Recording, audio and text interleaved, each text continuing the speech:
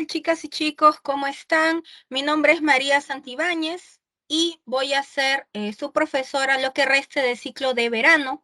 Vamos a empezar la sesión del día de hoy. Cualquier pregunta, duda, comentario, la pueden hacer. No hay ningún problema, ¿ya? Vamos a empezar la clase del día de hoy, que es bastante densa. Hoy día vamos a hablar bastante desde fines del medioevo, edad moderna, y vamos a acabar viendo edad contemporánea. Entonces vamos a trabajar bastante en este ciclo de verano, ¿ya? Vamos a empezar hablando de la crisis del medioevo, ¿ya? De la crisis del medioevo, ¿ya? La crisis del medioevo ya es prácticamente la ruptura, ¿no? La decadencia total de estos 1000 años de Edad Media, ¿no? Se quiebra esta estructura, ¿no? ¿Ya? Ese rompimiento de la Edad Media que va a dar lugar al inicio de la edad contemporánea, de la edad moderna, perdón, ¿ya? De la edad moderna. Entonces, entre las causas, ¿no? Vamos a ver, en primer lugar, ¿no? Una pequeña edad glacial. El clima de Europa cambia, se vuelve gélido en esta época, y esto va a hacer que las cosechas se echen a perder. Los alimentos se echan a perder, entonces no hay comida. El pueblo ya no tiene comida.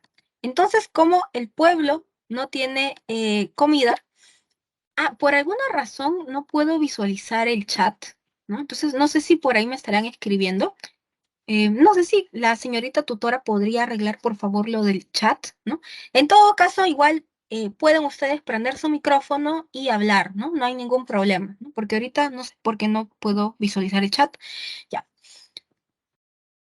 Entonces, em, esta edad glacial, ¿no? Va a echar a perder la comida, la gente se muere de hambre, no hay que comer, ¿ya? Entonces, se reduce, ¿no?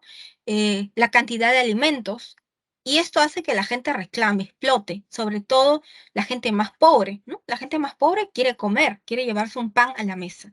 Entonces, esta época de la crisis del medioevo es una época de hambrunas, de inflación, ¿no? Lo poco que hay, ¿no? Em, Se vende a precios exorbitantes, ¿ya? Y para colmo de males, ¿no?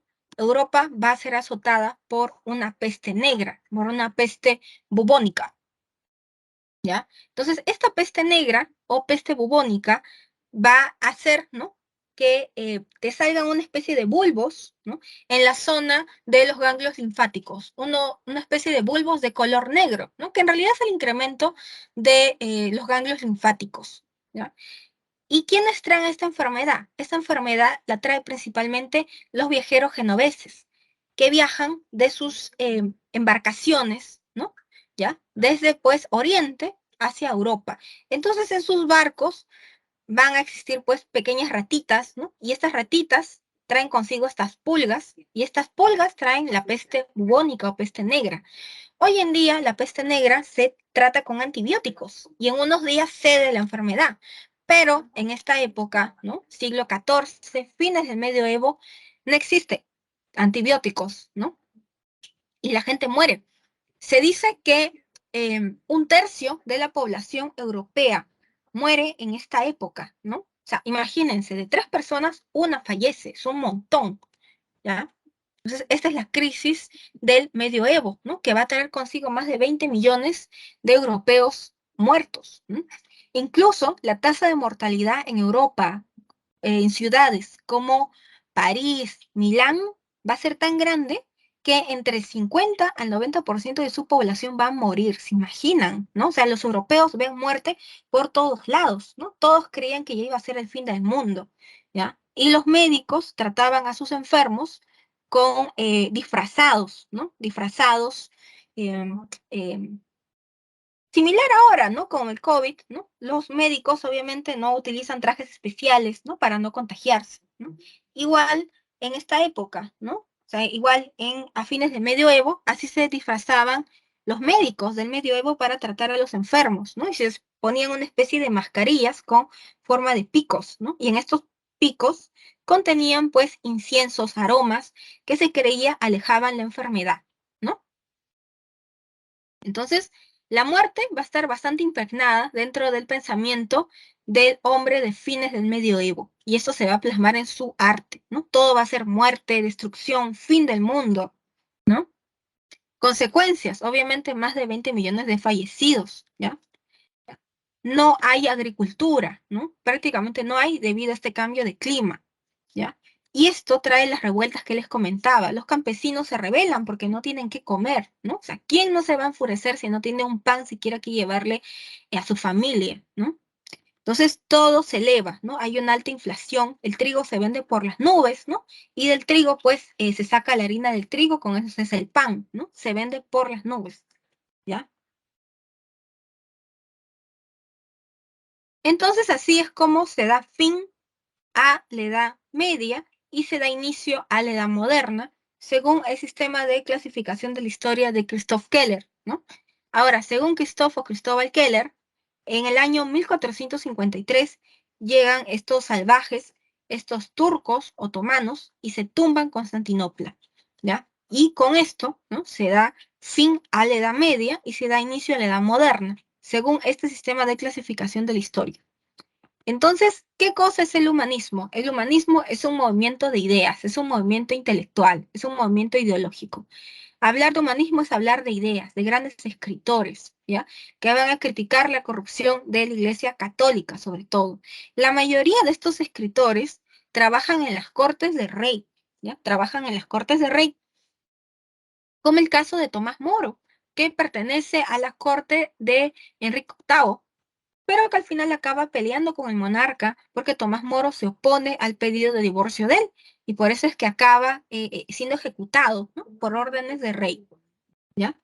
Entonces, en cuanto a las causas, ¿ya? De este humanismo, vamos a tener acá a la prosperidad de las ciudades, ¿no? La prosperidad de las ciudades, ¿ya? En cuanto a la prosperidad de las ciudades, em, los monarcas que en esta edad moderna han recuperado el poder perdido van a promover el desarrollo de ciudades como París, Milán, Nápoles, ¿no? Que todo el mundo se venga a vivir a las ciudades, que abandonen, ¿no? Los rezagos, ¿no? De los castillos de los señores feudales y que vengan a vivir a la ciudad. ¿Esto para qué lo hace el monarca? Obviamente lo hace para golpear los rezagos del último ya poder que les quedaba a los señores feudales, ¿ya? Entonces, por eso es que los reyes están felices promoviendo el resurgimiento de la ciudad y del comercio, porque eso significa la ruina del señor feudal. Entonces, el rey está muy feliz, ¿no? La imprenta, la imprenta es un invento, eh, bueno, en realidad ya existía la imprenta china, ¿no? ¿Ya? En la edad antigua, pero en esta época, en el humanismo, la imprenta se mejora muchísimo, ¿ya?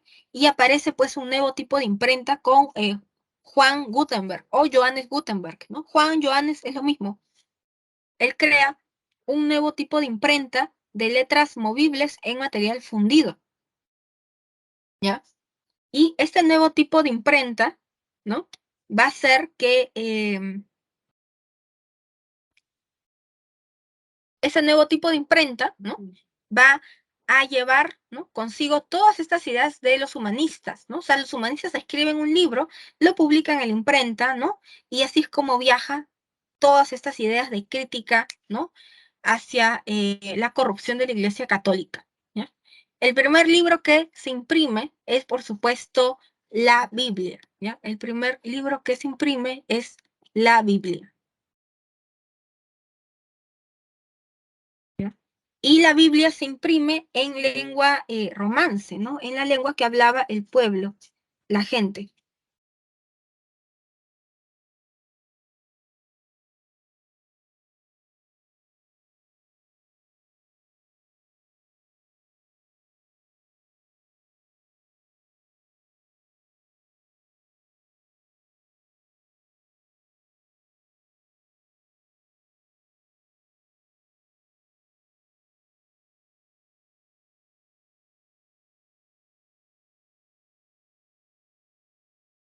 ¿Ya? Y en cuanto a las características, vamos a tener acá el antropocentrismo, ¿ya?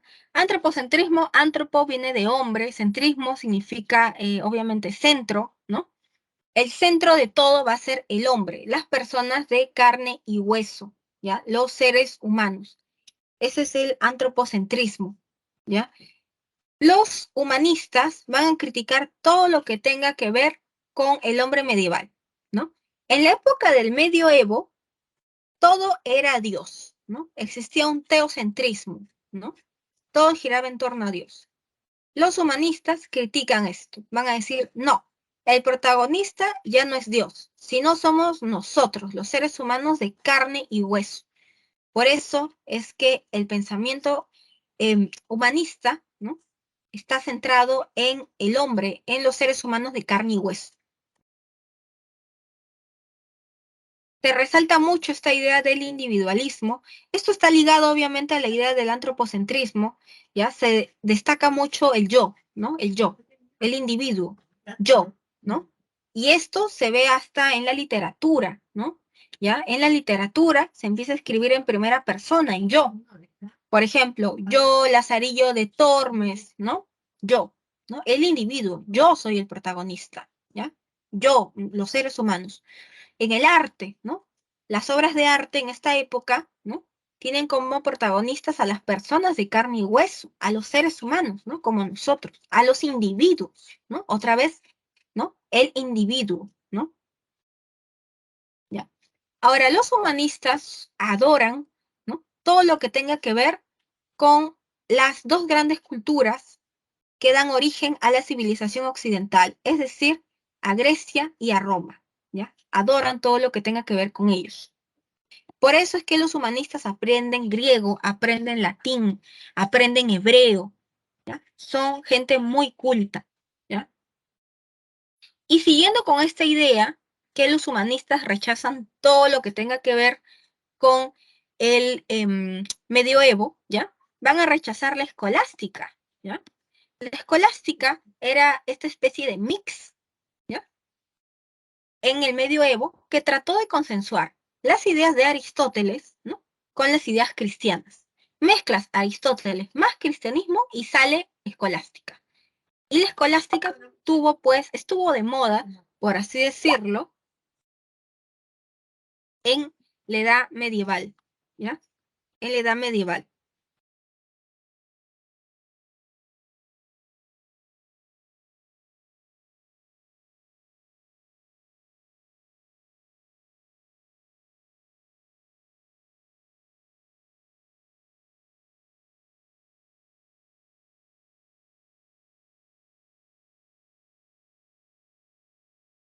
Eh, Chicas y chicos, recuerden, ¿no? Que como no puedo visualizar la opción del chat, ¿no?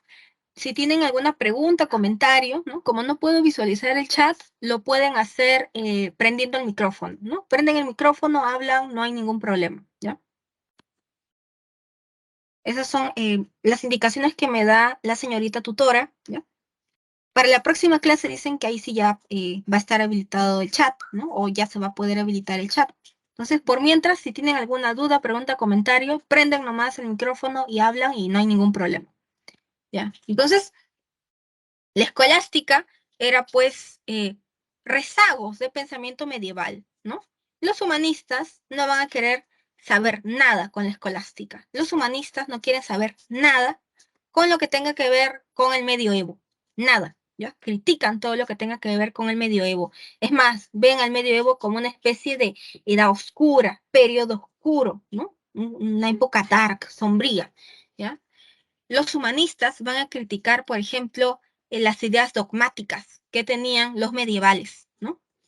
El dogmatismo, ¿no? La educación memorística, ¿no? Que era algo muy propio, muy característico de la edad medieval, va a ser criticado por el humanismo, ¿ya?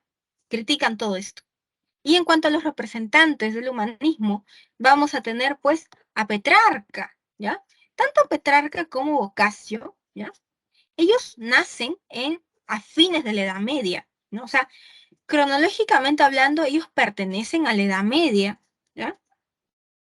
Pero el pensamiento de ellos no es el de un hombre del medioevo, sino su pensamiento es súper avanzado. El pensamiento de ellos es como el de un hombre de la edad moderna, como un humanista. Por eso es que se los considera como humanistas, debido a sus ideas, a su pensamiento que estaba avanzado, ¿ya? Para la época. Francisco Petrarca, ¿no? Es el autor, pues, del Cancionero, ¿no? Petrarca va a empezar a escribir en lengua romance, en la lengua que hablaba, pues, la gente, ¿ya? Va a empezar a escribir incluso en italiano, ¿no? Que es la gente que es la lengua que habla el pueblo, ¿no? Petrarca, ¿ya? Y Petrarca también critica la corrupción de la Iglesia Católica. Giovanni Boccaccio, ¿ya? Giovanni Boccaccio es conocido por ser el autor del Decamerón, ¿no? ¿Alguien sabe o ha leído de qué se trata el Decamerón de casualidad? ¿Qué significa el Decamerón?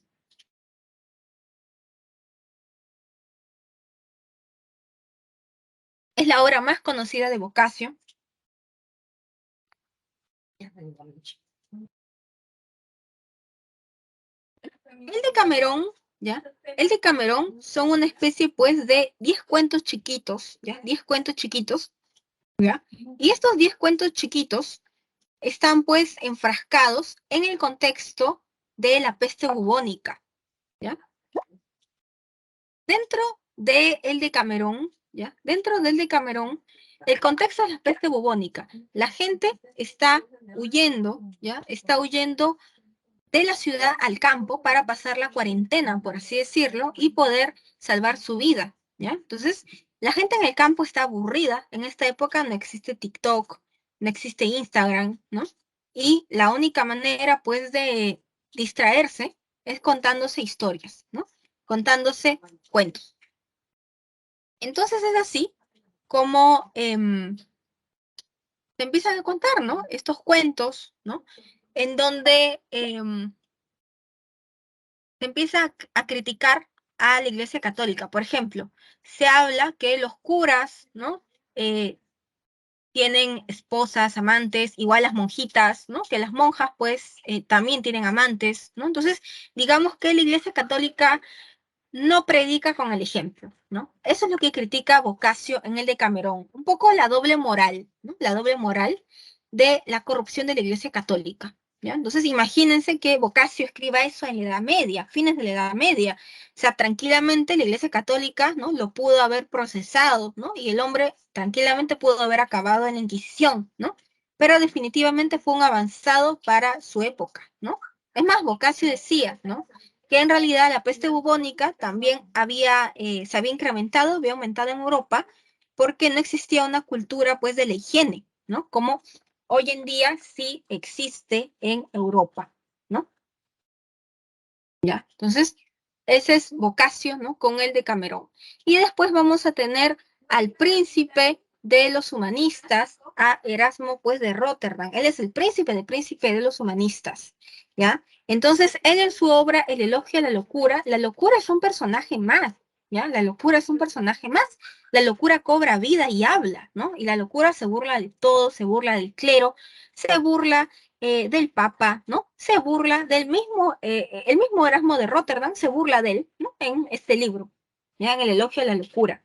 Y se dice que Lutero se inspira en el elogio a la locura para años después hacer explotar la reforma luterana, ¿no?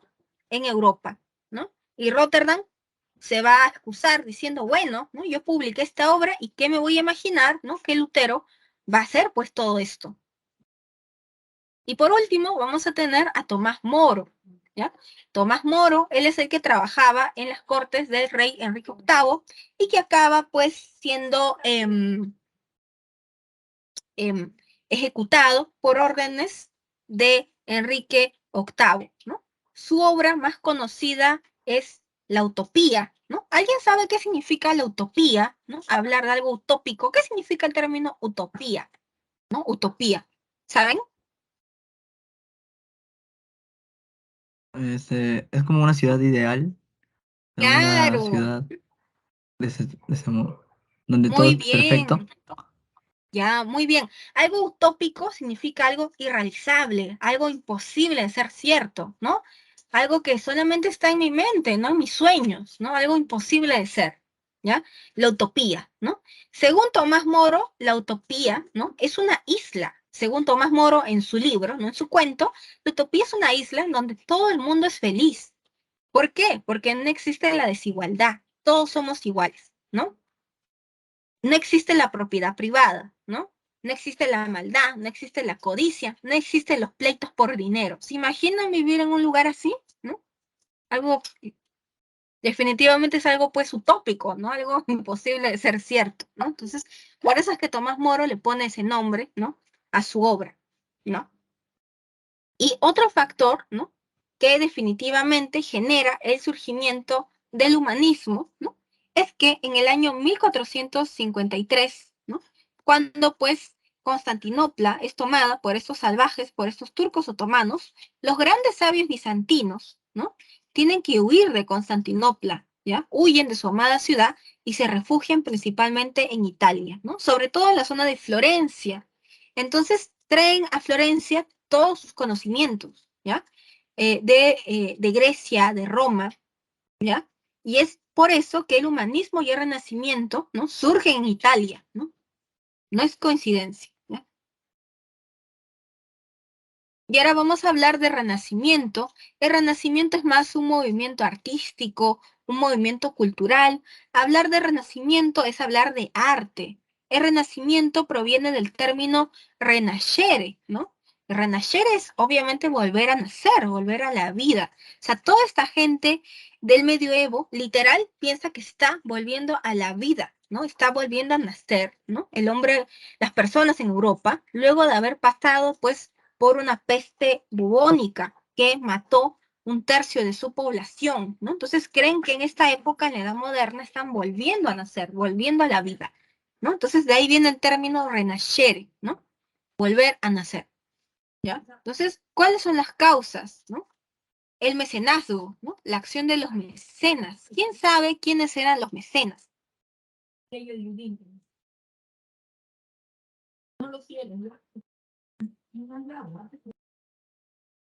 A ver, ¿quién sabe quiénes eran los mecenas?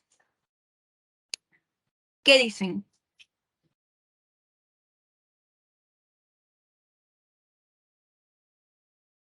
Como no me funciona el chat, ¿no? Pueden hablar también, ¿ya?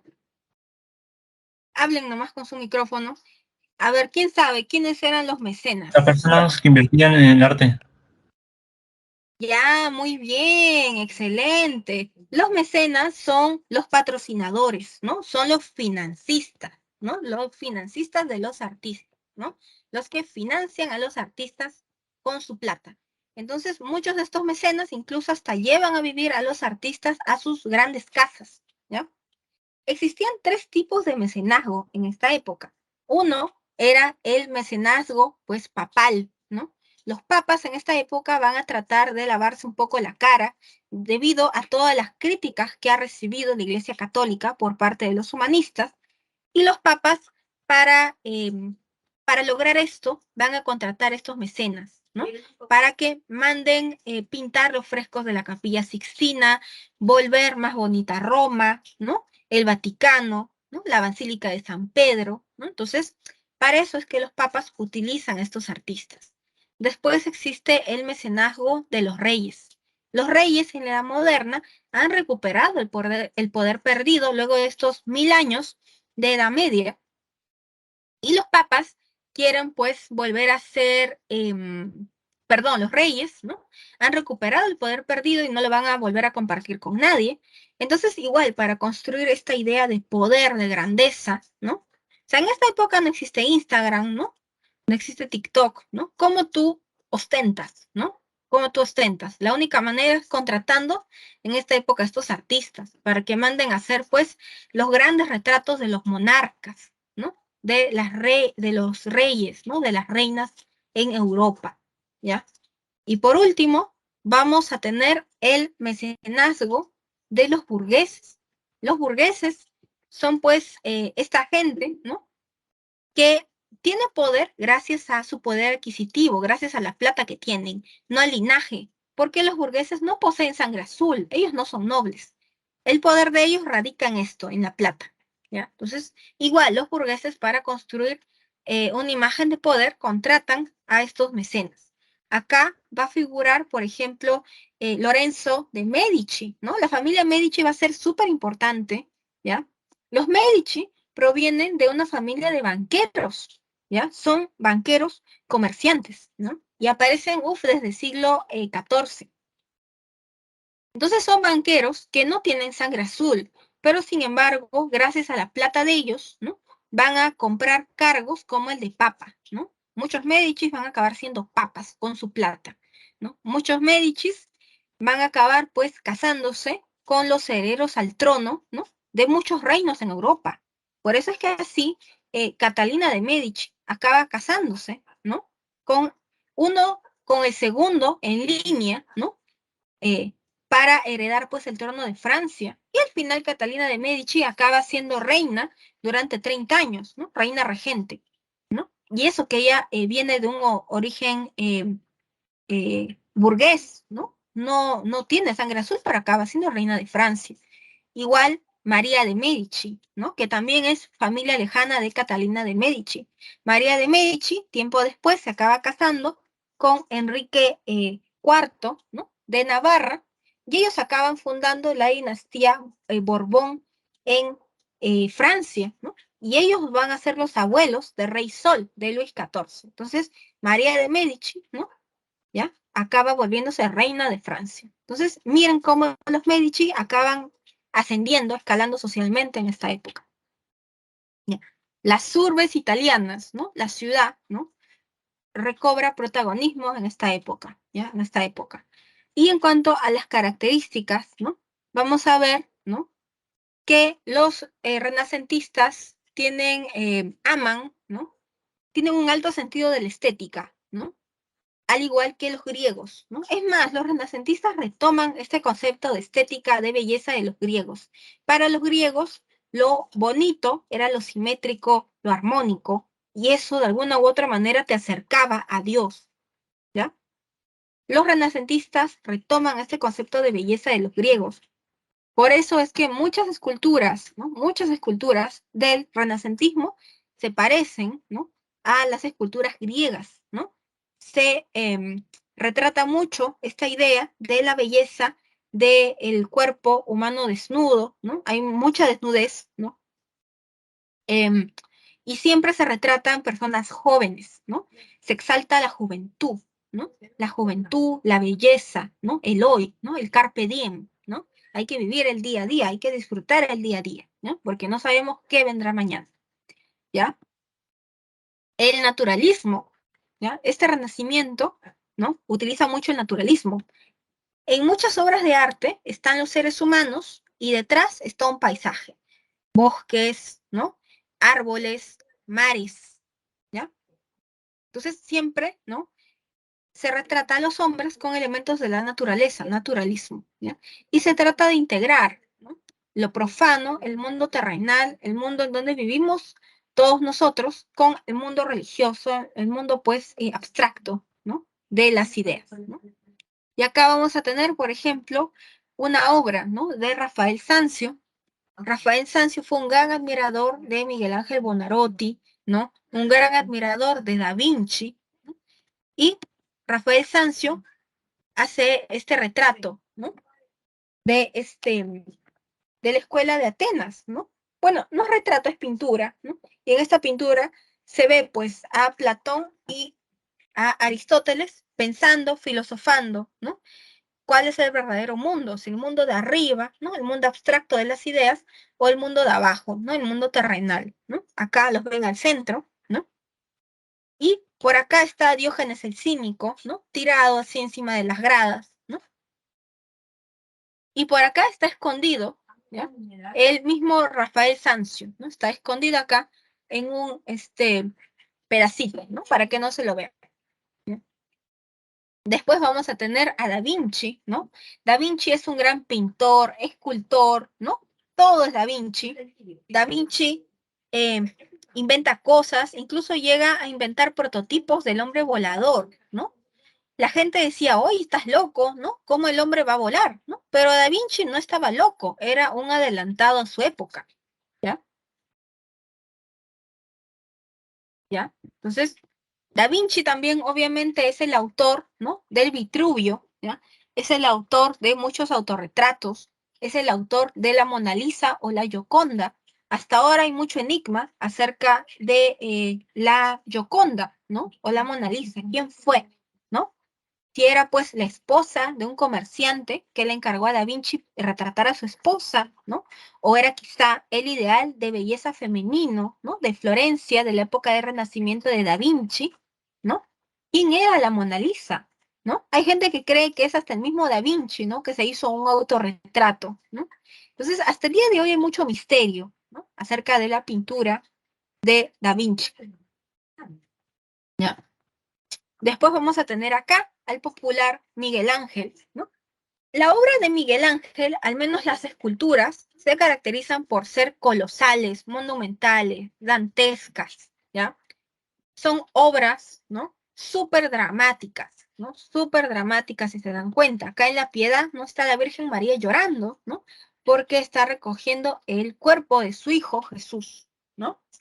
¿Ya? Entonces, y exaltan mucho la belleza, ¿no? Del cuerpo físico, la juventud, ¿no? Es exaltada por Miguel Ángel en sus obras, ¿no? Si se dan cuenta, ¿no? Y acá, por ejemplo, se retrata el rostro de la Virgen como un ideal de belleza femenino del Renacimiento, ¿no? Un rostro pequeño, armónico, simétrico, ¿ya? Y acá tenemos pues otra obra de Miguel Ángel, ¿no? Buonarroti, que acaba pintando los frescos de la Capilla Sixtina, ¿no? Él acaba pintando también la creación, ¿no? La creación de Adán, ¿no? Acá se ve a Diosito, ¿no? Que le está dando pues el halo de vida, ¿no? Adán, ¿no? Cuando lo toca, le está dando la vida, el aliento de vida a Adán, ¿ya? Entonces, estos eran pues los artistas, ¿no? De la época, ¿ya?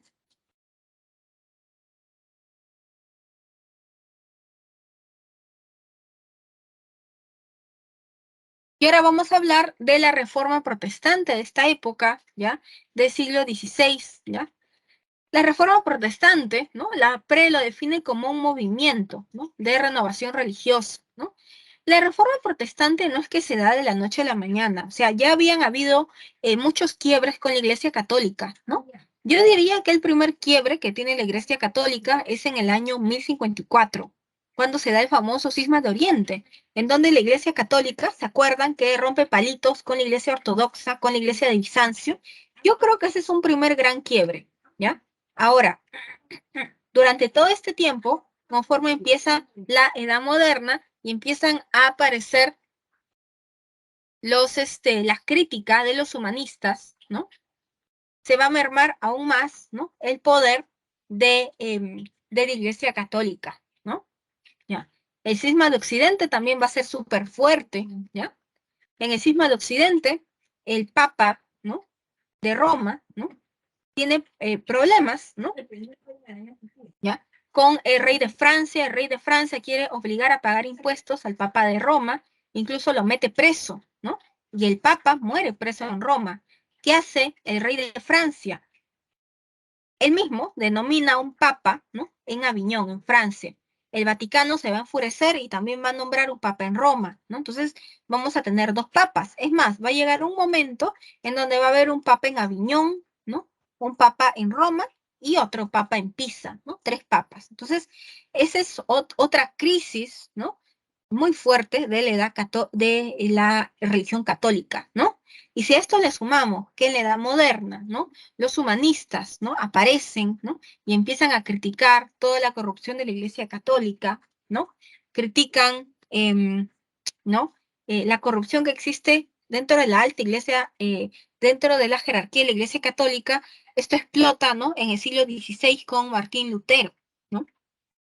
¿Ya? O sea, el hombre del medioevo no decía nada, se quedaba calladito, ¿no? Era sumiso, de una u otra manera. Pero estamos en otra época. En la Edad Moderna, los humanistas, ¿no? Critican la corrupción de la Iglesia Católica, ¿no? Critican esta corrupción, ¿ya? Entonces, no se quedan callados, ¿no? Ya es una nueva generación la que surge en esta época, en el siglo XVI, ¿ya? Y esa corrupción se puede ver plasmada, ¿no? En cuando los papas no predican con el ejemplo, ¿no? Hay muchos papas, los Borgia, por ejemplo, que tienen mujeres, hijos, hacen orgías en el Vaticano, ¿no? Incluso nombran a los hijos herederos al trono de papas, ¿no? Entonces, convierten pues al Vaticano en cualquier cosa, ¿no? Entonces ya había mucha corrupción al interior de la Iglesia Católica, ¿no? Incluso altos cargos, ¿no? De la Iglesia Católica se los compraban el que tenía más plata, ¿no? No el que tenía fe, sino el que tenía más plata, ¿no? Entonces, terrible la corrupción que vive la Iglesia Católica en esta época, ¿ya? Y por supuesto, la riqueza de la Iglesia Católica, que provenía desde los tiempos de la Edad Media. En la Edad Media, la Iglesia Católica fue súper poderosa. No solamente tuvo el control ideológico de la población, sino también, ¿no? Fue súper, súper rica, ¿no? Porque tuvo un montón de tierras, un montón de tierras. Tanto es así que si se dan cuenta, el Vaticano prácticamente es un estado dentro de otro estado, ¿ya? Y todo esto explota, ¿ya? Todo esto explota cuando el Papa de ese entonces, León X, se le ocurre poner a la venta las indulgencias, ¿no? La cual se trataba, ¿no? De un pago que uno tenía que hacer a cambio de la disminución de las penas, de los pecados, ¿no? Tú pagabas y se te disminuían los pecados, ¿ya? Entonces, incluso el Papa hasta saca una especie de tarifas, ¿no? Todos los que son reyes tienen que pagar tantos florines, ¿no? Los que son nobles, tantos florines. El pueblo, tantos florines, ¿no? Entonces, Martín Lutero, ¿no? Se termina de indignar, ¿no? Martín Lutero es un monje agustino, ¿no? O sea, Martín Lutero es recontra católico, ¿no? Y él se enfurece, ¿no? Y un buen día, ¿no? Pega fuera de la catedral de Wittenberg sus 95 tesis en contra de la venta de indulgencias, ¿ya? Martín Lutero se enfurece, ¿ya? Y Martín Lutero le dice al Papa, ¿no? Si tú dices que estás poniendo a la venta las indulgencias con el pretexto que necesitas, pues, reformar la Basílica de San Pedro, hazlo con tu plata, ¿no? No con la plata de todos nosotros, ¿no? Lutero se enfurece, porque es como que la gota ya que va a derramar el vaso, ¿ya? Y pues, como se habrán dado cuenta, los humanistas en realidad no son ateos, ¿ya? Los humanistas son más bien recontra católicos, ¿ya? Los humanistas son tan católicos que más bien muchos humanistas están indignados, ¿no? De la corrupción de la Iglesia Católica, ¿ya?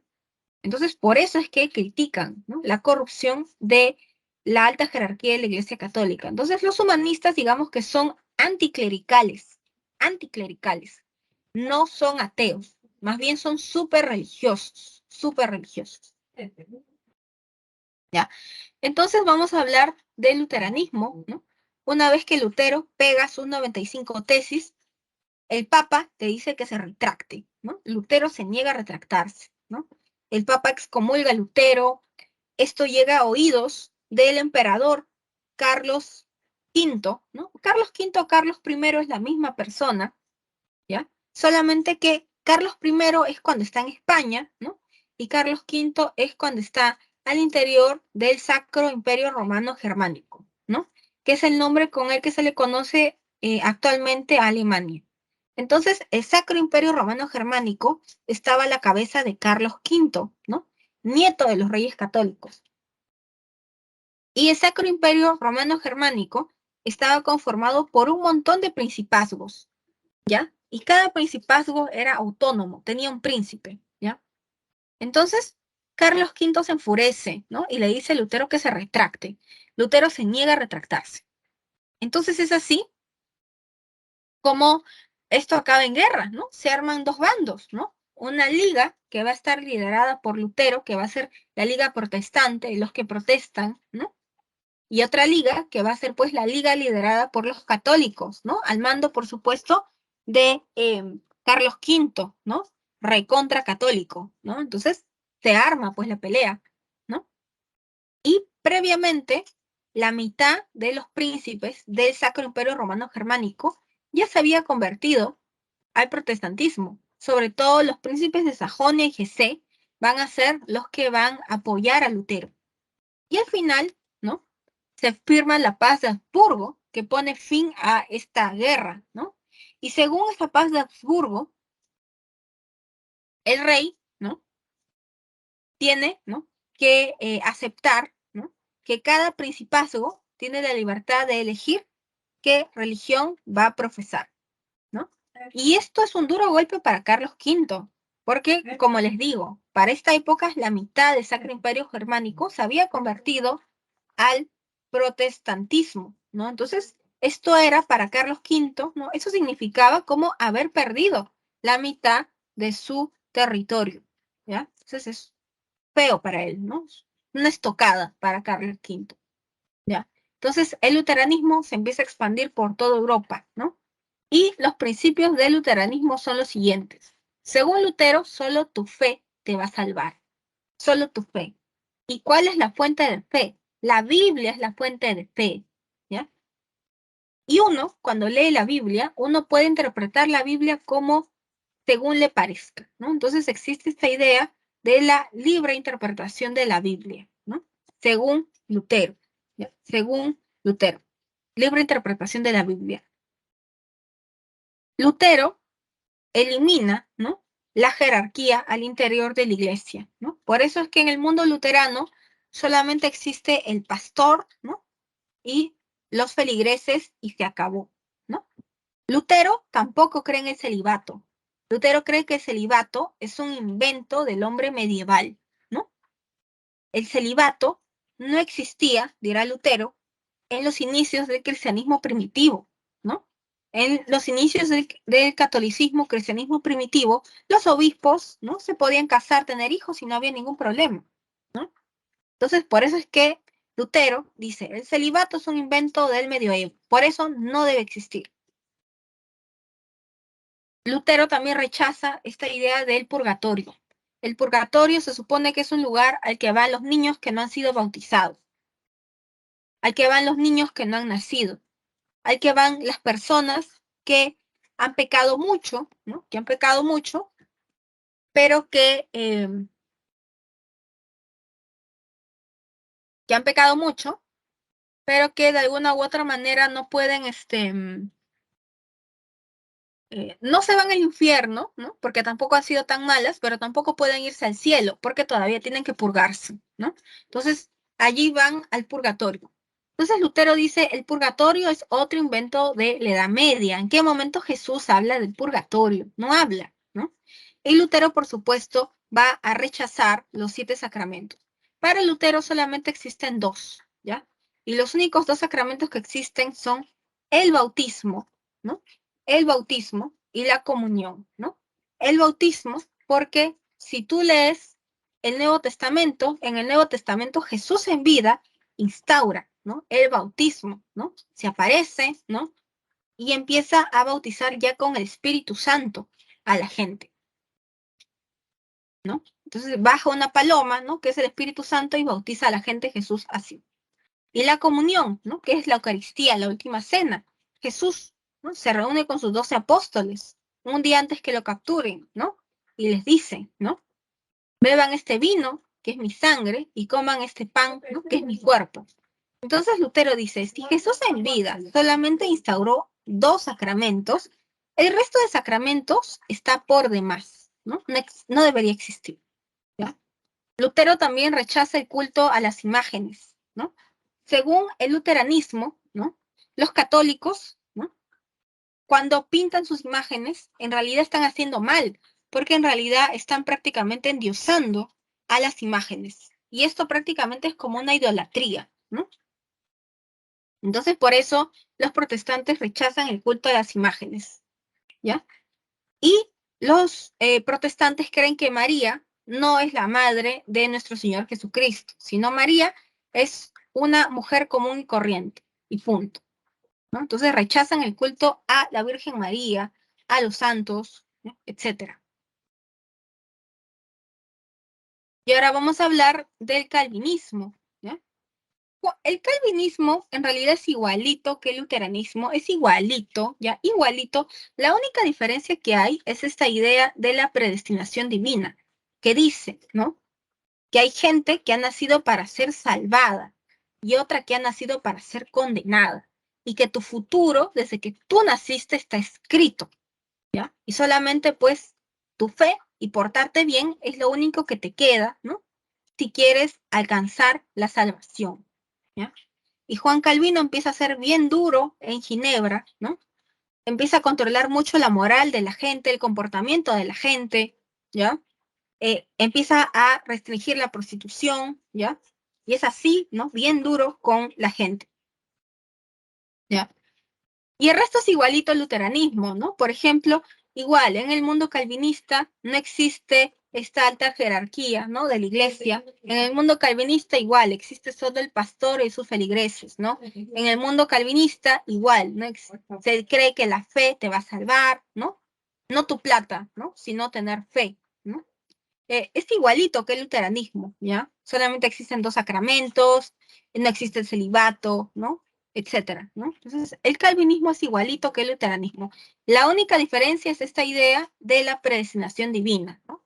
Que hay personas que han nacido para ser salvadas y otras para ser condenadas. Y ahora vamos a hablar del anglicanismo. El anglicanismo, a diferencia del luteranismo y del calvinismo, será por una cuestión política, no de fe. ¿Ya? Entonces, el anglicanismo surge, obviamente, en Inglaterra, ¿no? Todo empieza cuando Enrique VIII, ¿ya? Cuando Enrique VIII, él quiere pedirle el divorcio a su esposa Catalina de Aragón, ¿ya? La hija de los reyes católicos. ¿Por qué? Porque han pasado 20 años y ellos solamente han tenido una hija mujer. Y según la tradición de los Tudor, ¿no? En el mundo inglés de esta época, el único que puede ser heredero al trono es el hijo hombre, no hija mujer. Entonces, Enrique VIII por eso le pide el divorcio a Catalina de Aragón, porque él ya le había echado el ojo a Ana Bolena, que era una de las damas de la corte de su esposa. Y Enrique VIII se quiere casar con Ana Bolena. Entonces, al final,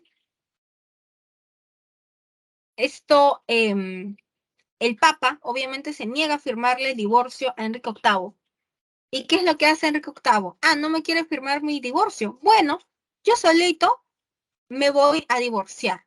Y Enrique VIII lo que hace, ¿no? Es romper palitos con la Iglesia Católica y fundar su propia iglesia, el anglicanismo, en donde, por supuesto, él, el rey, va a ser el jefe supremo de la Iglesia anglicana, ¿no? Entonces, con esta acta de supremacía nace el anglicanismo. Y él mismo se firma su divorcio y se casa con Ana Bolena. Y tienen una hija mujer que va a ser Isabel I, ¿no? La futura reina de Inglaterra. Enrique VIII le empieza a sembrar, pues, un montón de cargos a Ana Bolena, ¿no? La acusa de todo, ¿no? De incestuosa, de infiel, de todo, para que la condena sea la ejecución, ¿ya? Y él se pueda casar con otra mujer. Y así, Enrique VIII se la pasa, pues, casándose, ¿no? Y cortándole la cabeza a todos sus esposos, ¿no? A la única a la que no le llega a cortar, ¿no? Es ya la última de sus esposas, porque obviamente él muere antes que ella, ¿no? Y llega a tener un hijo hombre, ¿no? Con una de sus esposas, pero este niño es tan débil que muere a la edad de 8 años, ¿no? Entonces, así es la historia de nuestro amigo Enrique, pues, VIII, ¿no?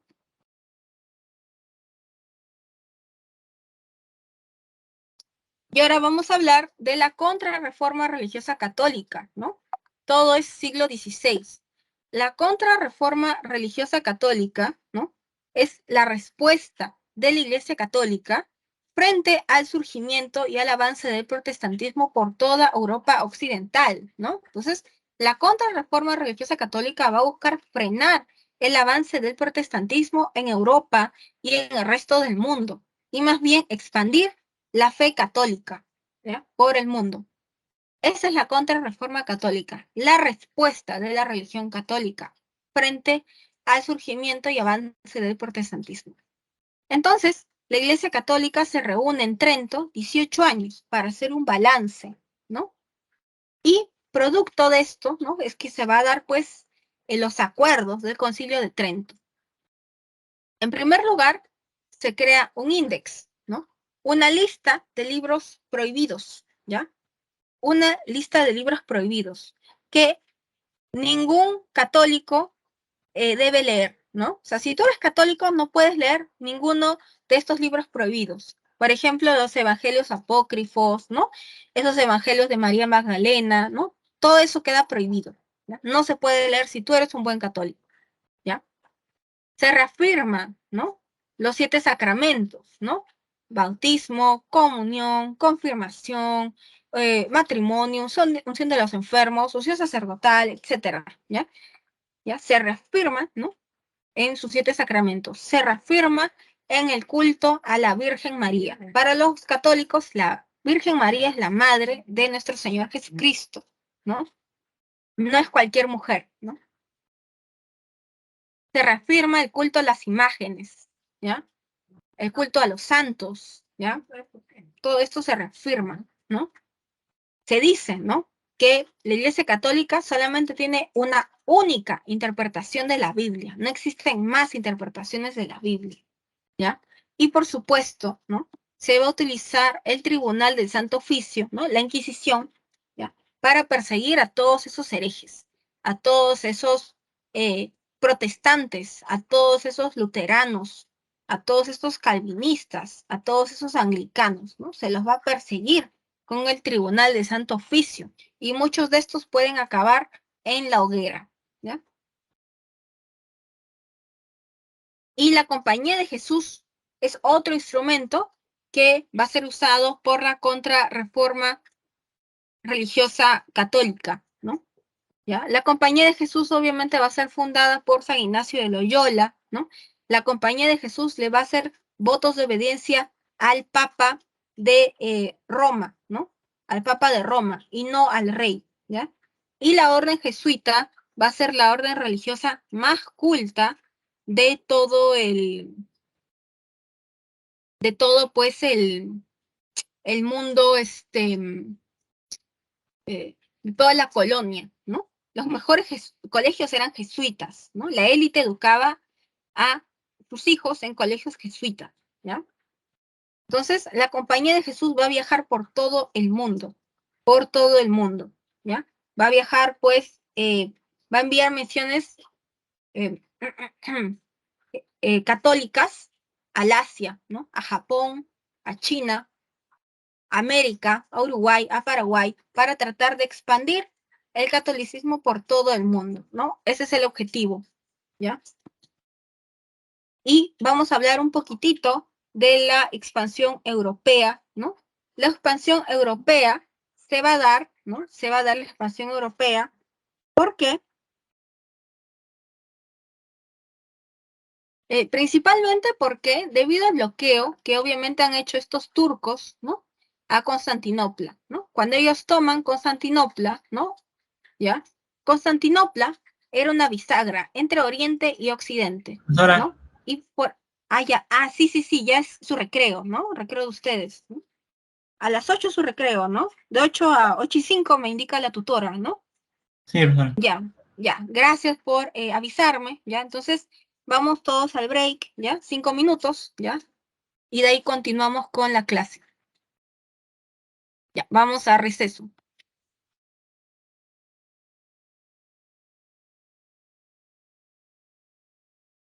Continuamos con la clase del día de hoy y ahora vamos a hablar de la expansión europea, ¿ya? Les estaba comentando, ¿no? Que en realidad la causa principal, por así decirlo, es este bloqueo, ¿no? Que han hecho los turcos, ¿no? De Constantinopla. Entonces los europeos van a hacer hasta lo imposible por tratar de encontrar nuevas rutas que los lleven pues a Occidente, ¿ya? Occidente.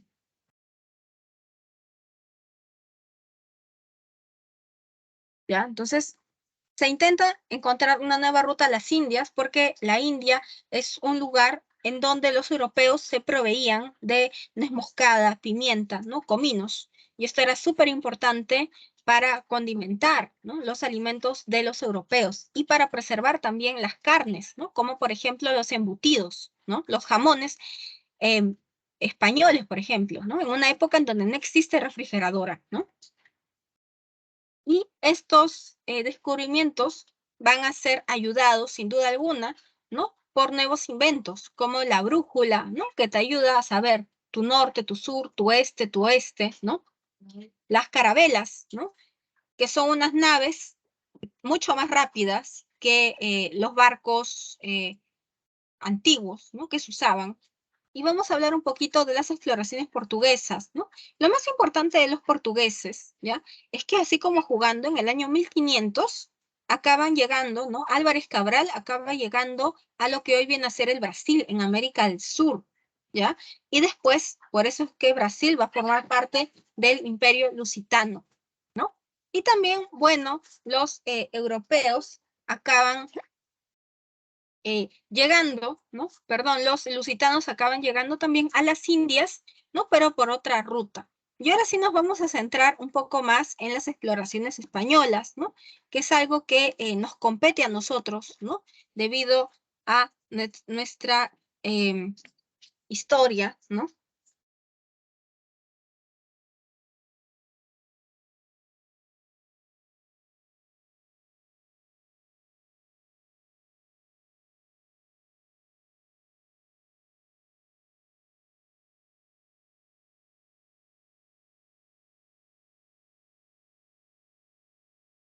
¿Ya? El año 1492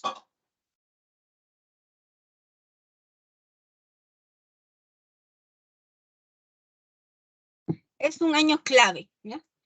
Es un año clave.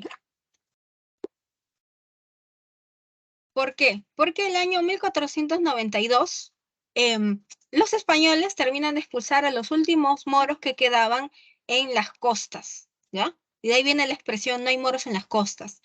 Pero también el año 1492 los españoles no solamente unifican España, ¿no? Sino también financian estos viajes de Cristóbal Colón, ¿ya? Para emprender, pues, estos viajes de exploración hacia América. Cristóbal Colón cree haber encontrado una nueva ruta hacia las Indias por Occidente.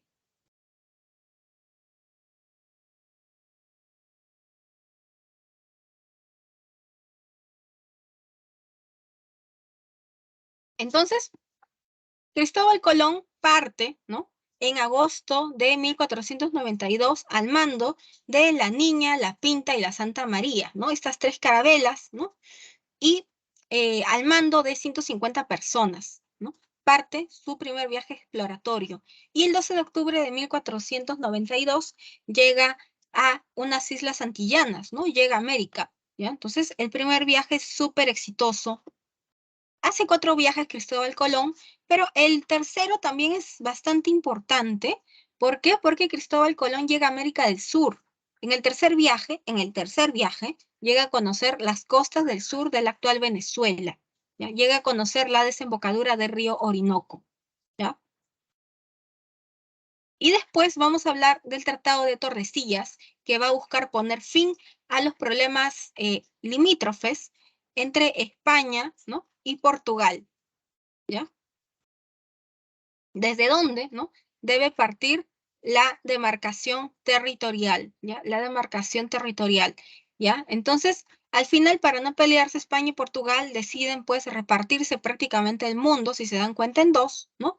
Desde la isla, pues, del Cabo Verde, ¿no? Desde allí parte la repartición. Lo que está en amarillo, ¿no? Va a ser colonia de España y lo que está en morado va a ser de Portugal, ¿no? Ahora, consecuencias de todo esto, ¿no? Es el apogeo de la cuenca atlántica, ¿no? Del mar Atlántico, ¿ya? El puerto de Lisboa, ¿no? Del Imperio Lusitano empieza a ser súper popular, ¿no? Los puertos de España, como Cádiz, Sevilla, también empiezan a adquirir mucho protagonismo, ¿ya? Y por supuesto es que se da el inicio del mercantilismo. El mercantilismo se basa principalmente, ¿no? En la acumulación de metales preciosos, ¿no? En acumular oro, plata, ¿no? En la intervención del Estado, de la corona, en la economía, ¿no? Intervencionismo estatal, ¿no? Por así decirlo, ¿ya? Y surgen los primeros imperios ultramarinos, ¿no? O sea, si se dan cuenta, el rey, ¿no? Desde España va a gobernar, pues, prácticamente casi toda América, desde Europa, ¿no? Son imperios transatlánticos, ultramarinos, ¿ya? Y hay una hecatombe demográfica en América. ¿Por qué? Porque los europeos no llegan solos, llegan con un montón de enfermedades, ¿no? Llegan con sífilis, sarampión, ¿no? Viruela, ¿no? Y todas estas enfermedades contagian a los aborígenes, ¿no? Y los aborígenes americanos, cuyo sistema inmunológico obviamente no contiene anticuerpos para hacerle frente a estas nuevas enfermedades, ¿no? Mueren, ¿no? Mueren. En el caso del Imperio del Tahuantinsuyo, de ser casi 10 millones de habitantes, ¿no? En pocos años van a quedar poco más de 1 millón de habitantes, ¿no? Y esto es terrible, ¿no? Es como si hubiera muerto como el 90% de la población, ¿no? Producto de las enfermedades y los malos tratos, por supuesto, ¿no? Entonces, es la expansión, ¿no? De la civilización europea. Y obviamente hay un shock, ¿no? Una fusión cultural entre la cultura americana con la cultura española.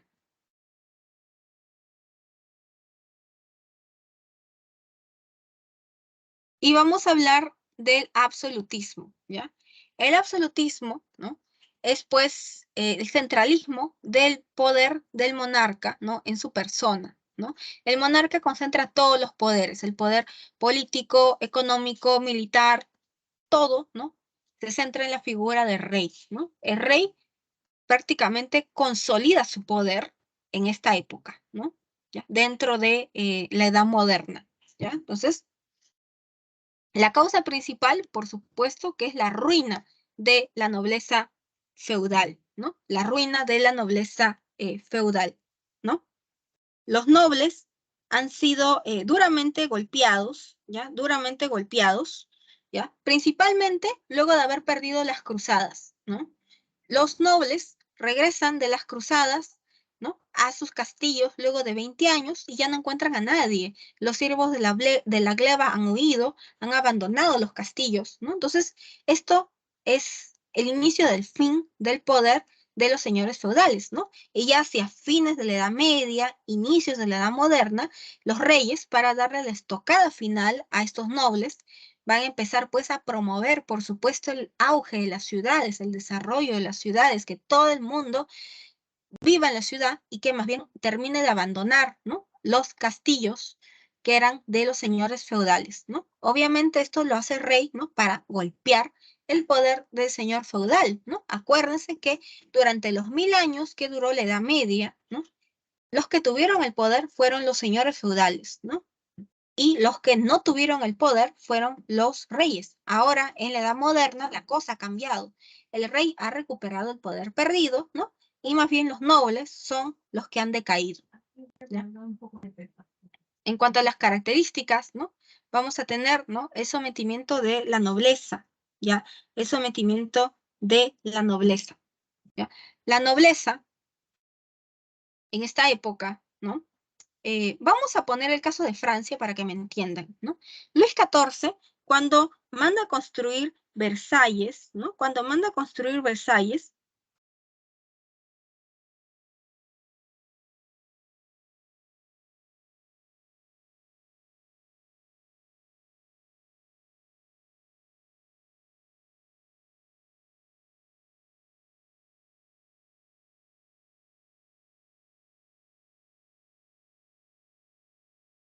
Luis XIV cuando manda a construir Versalles, ¿no? La idea de Luis XIV era someter a la nobleza, ¿ya? Porque Luis XIV no tenía control sobre lo que tramaba la nobleza provinciana, ¿ya? En contra de él. Entonces lo que hace es invitar, ¿no? A los nobles a vivir a las cortes de Versalles. Y de esta manera Luis XIV iba a tener control sobre la nobleza, que conspiraban, que hablaban del monarca, ¿no? Ella iba a saber, iba a estar enterado, ¿no? Y para divertir a la gente va a mandar a hacer fiestas, diversiones, ¿no? En Versalles. Y entonces un ejemplo de sometimiento de la nobleza es el de Luis XIV, por supuesto, ¿no? Este es un ejemplo. El centralismo, ¿ya? El centralismo es esta idea, ¿no? Que el monarca centraliza todos los poderes en su persona, ¿no? ¿Ya? Él concentra todos los poderes. Después tenemos el providencialismo. El providencialismo significa, ¿no? De que el rey gobierna por designio divino, porque así Diosito lo quiso, ¿ya? Entonces, si el rey nos puso a Luis XIV, ¿no? De rey, ¿quiénes somos nosotros para contradecir lo que Dios quiso, ¿no? Y el regalismo es la preeminencia del rey sobre el resto, ¿no? Sobre el clero, sobre los nobles, es la preeminencia del rey, ¿no? O sea, el rey es lo máximo, ¿no? Está por encima de todos, ¿ya? Entonces, prácticamente el poder del rey es indiscutible, si se dan cuenta. Y ahora vamos a ver dos casos, ¿no? Súper importantes de regímenes absolutistas. Primero vamos a hablar del caso español, ¿no? Vamos a tener a Carlos I o Carlos V, ¿ya? Carlos I o Carlos V va a ser, pues, Carlos I es cuando está en España y Carlos V es cuando está en el Sacro Imperio Romano Germánico, lo que hoy es Alemania, ¿ya? Entonces,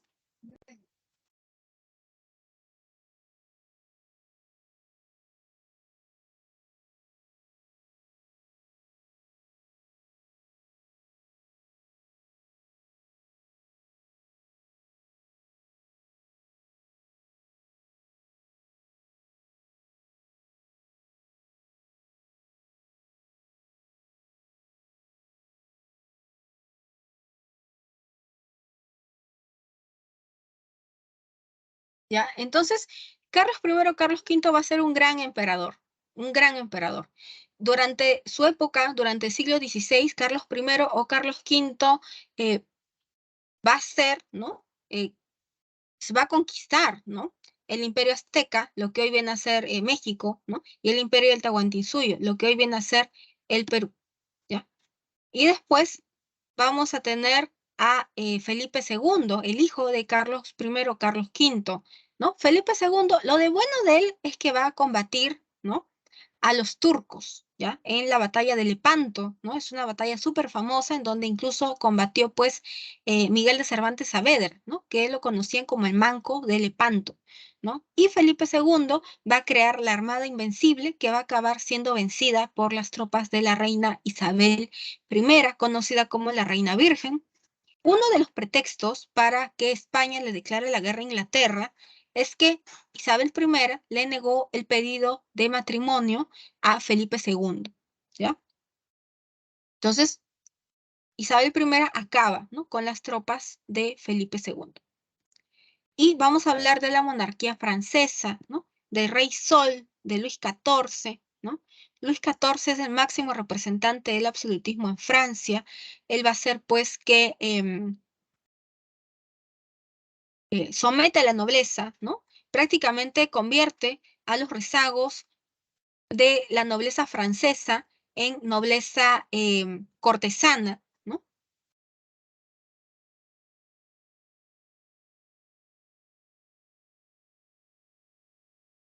Y ahora vamos a hablar de la Ilustración, ¿ya? Vamos a entrar ya al siglo XVIII. El siglo XVIII es el siglo de las luces, ¿ya? Es el siglo, pues, de... algunos creen que la Ilustración es la maduración de las ideas del humanismo, ¿no? En la Ilustración aparece una nueva generación, ¿no? De personas que van a criticar el absolutismo del rey, critican el poder del rey, ¿no? Entonces, los ilustrados tienen espíritu crítico, ¿ya? Frente al poder absolutista del rey. Van a decir, el rey es una persona más igual que nosotros, ¿ya? Y el apogeo, ¿no? Por supuesto que va a ser en Francia, ¿no? En Francia. ¿Por qué? Porque en Francia vamos a tener los principales representantes de la Ilustración, a Voltaire, Montesquieu, a Rousseau, ¿no? En Francia también va a surgir la enciclopedia, ¿no? La enciclopedia es un proyecto político súper ambicioso, ¿no? Emprendida por Diderot y de D'Alembert, ¿no? Que busca compilar todo el conocimiento de la humanidad en un solo texto, en un solo libro, la enciclopedia, ¿ya? Y en esta enciclopedia, ¿no? van a viajar consigo las ideas de los ilustrados, ¿no? Entonces, cuando la enciclopedia, ¿no?, viaja de Francia a toda Europa occidental y toda América, las ideas ilustradas viajan consigo. Vamos a hablar de las características de la ilustración. En primer lugar, vamos a tener al liberalismo, ¿ya? El liberalismo. Según el liberalismo, todo parte del hombre libre, del individuo como ser libre, ¿ya? Entonces, todo parte del individuo libre. Todos somos libres, todos somos iguales, ¿ya? Entonces, si todos somos libres, todos somos iguales, el rey significa que es una persona igual que nosotros, ¿ya? Y si todos somos libres, todos somos iguales, en realidad el poder está emanando de cada uno de nosotros, ¿ya? Y nosotros, en realidad, somos los que le estamos permitiendo al rey que nos gobierne. Estamos dando el poder para que nos gobierne, ¿ya? Ese es el liberalismo, ¿ya? Entonces, la máxima del liberalismo es la libertad, obviamente, ¿no? Y acá vamos a tener a la teoría del buen salvaje. ¿Alguien sabe de qué se trata de casualidad la teoría del buen salvaje? ¿Han escuchado hablar de la teoría del buen salvaje?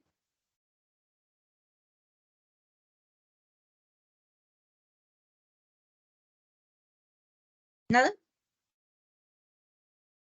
Profesora. A ver, dime. No he escuchado, profesora, Ah, ya. sobre... Ah, ya. Ya, la teoría del buen salvaje, ya, significa, ¿no?, de que el hombre es bueno por naturaleza, solo que la sociedad es la que lo corrompe, ¿no? La sociedad es la mala, ¿no?, que corrompe a cada uno de nosotros, ¿no?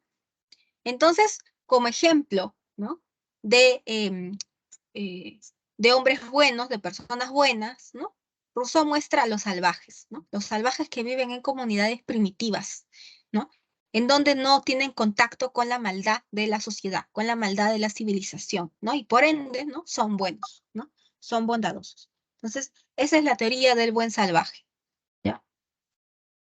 Después, para los ilustrados, la razón debe estar ante todo, ¿no? Todo debe ser razonable, lógico, ¿no? Lo que, lo que debe ser, ¿no?, lo que me dice mi razón, ¿no?, y no mis instintos, ¿no?, eso es lo correcto. Eso es lo que se debe hacer, ¿ya? Los ilustrados tienen un fuerte espíritu crítico, ¿no? O sea, critican el poder del rey, ¿no? Por ejemplo, no es razonable que una sola persona concentre todos los poderes, ¿no? Y también, ¿no?, los ilustrados creen en esta idea del optimismo. El optimismo es la fe en el progreso, fe en que gracias al desarrollo de la ciencia, de la tecnología, el hombre va a ser mejor, ¿no? El hombre va a ser mejor gracias al desarrollo de estas ciencias, ¿no? Y el futuro, ¿no? El futuro de mi nación será mejor, ¿ya? Ahora,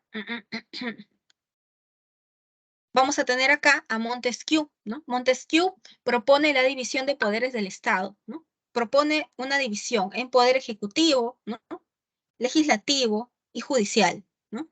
En el ejecutivo estará el rey, en el legislativo estará, por ejemplo, el Parlamento inglés, ¿no?, por poner un ejemplo.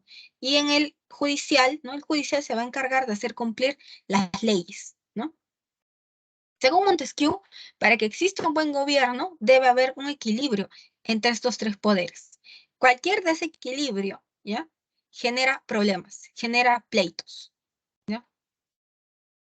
Ahora, Rousseau no solamente es el que propone esta idea, ¿no?, del buen salvaje, que el hombre es bueno por naturaleza, sino que la sociedad es la mala que lo corrompe, ¿no?, sino también es el autor del contrato social, ¿no? De Rousseau proviene esta idea del pacto social, ¿no?, que en realidad, ¿no?, nosotros, ¿no?, los seres humanos libres, somos los que les permitimos al rey que nos gobierne, ¿no? Entonces, de esta idea, ¿no?, que el poder emana del pueblo, es que se empieza a hablar del sufragio, de las elecciones, ¿ya? Y también vamos a hablar de Voltaire, ¿no? Voltaire es el más ácido crítico, ¿no? Es el crítico de críticos en esta época, Voltaire, ¿ya? Y según Voltaire, ya, según Voltaire, él, por ejemplo, no es como sus contemporáneos, es tan ácido y tan crítico, ¿no?, que incluso Voltaire, ¿no?, se opone a la idea del optimismo, ¿no? En la que sí creen todos sus contemporáneos, ¿no? Voltaire dice, pero ¿qué vas a creer en el optimismo, no? O sea, si todo está mal, la sociedad está mal, optimismo, ¿fe en qué, no? ¿Fe en qué? ¿No? Entonces, es recontra ha sido nuestro amigo Voltaire, ¿ya? Y ahora vamos a hablar de la independencia de las 13 colonias, ¿ya? ¿Cuáles son los antecedentes, ya? Vamos a remontarnos a los tiempos de la reina Isabel I de Inglaterra, ¿no? A su gobierno se le conoce como la era isabelina. En esta época, la reina Isabel I, la reina virgen, tiene a su favorito, ¿no? Uno de sus favoritos es Raleigh, ¿no? Y Raleigh se le ha ocurrido fundar, ¿no? Una colonia en honor a su reina, ¿no? Y esta colonia en América que él funda se va a llamar Virginia, en honor a la reina Isabel I, que era conocida como la reina virgen, ¿no? The Virgin, ¿no? Y así es como nace Virginia, en lo que hoy viene a ser Estados Unidos. Entonces, Virginia, ¿no?, es la primera colonia inglesa en América. Los protestantes, que en esa época, ¿no?, son perseguidos por los católicos, acuérdense que es una época de intolerancia religiosa, ¿no?, que los católicos se pelean con los protestantes, ¿no? Hay guerras de religión. Los protestantes, para huir de la persecución, se refugian en estas colonias que están apareciendo en América. Y se van fundando muchas colonias: Virginia, Massachusetts, Maryland, Boston, Carolina, ¿no? New York, New Jersey, Pensilvania, Delaware, etcétera, ¿no? Y así es como surgen las 13 colonias, ¿ya? De todas estas colonias, la única que es católica es Maryland. El resto es protestante, ¿ya? Y el norte se va a dedicar más, digamos que a una industria incipiente, ¿no? Y el sur se va a dedicar al agro, a la agricultura, ¿no? Entonces, ese es el contexto. Ya han pasado 150 años, ¿no? Y estamos en el siglo XVIII, ¿ya? Ya estamos en el siglo XVIII. Y en 150 años, los colonos no tienen ni un solo derecho, ¿no? Los colonos no tienen ni siquiera derecho a tener un solo representante que vele por sus derechos al interior de su parlamento. Y esto es súper injusto, súper injusto. Ya. Para colmo de males, su metrópoli, Inglaterra, se mete en líos con los franceses, ¿no? Se mete en líos con los franceses, se pelea con los franceses, ¿no? Y producto de este pleito con los franceses, ¿no?, es que una guerra siempre implica gasto. Los ingleses, ¿no?, los ingleses van a decretar, ¿no?, un aumento de impuestos, ¿ya? Un aumento de impuestos del azúcar, ¿ya?, del té, del papel sellado, ¿no? ¿Alguien sabe qué es el impuesto al timbre o al papel sellado de casualidad? ¿Saben?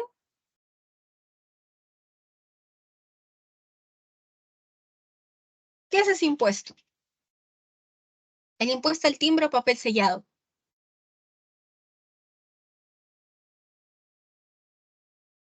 ¿Alguien?